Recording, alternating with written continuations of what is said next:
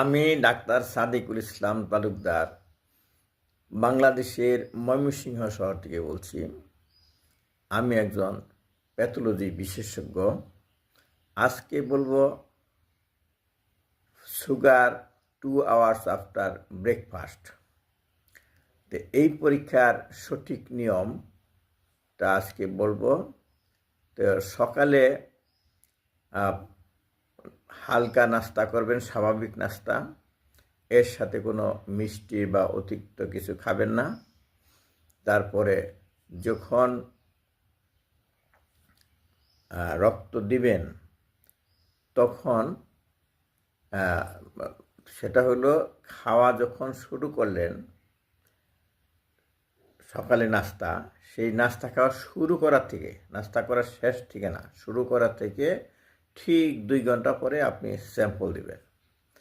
এর মাঝখানে আপনি এই 2 ঘন্টার মধ্যে কোনো খাবার খাবেন না, শুধু পানি খেতে পারেন, কিছু হালকা হালকা পানি খেতে পারেন।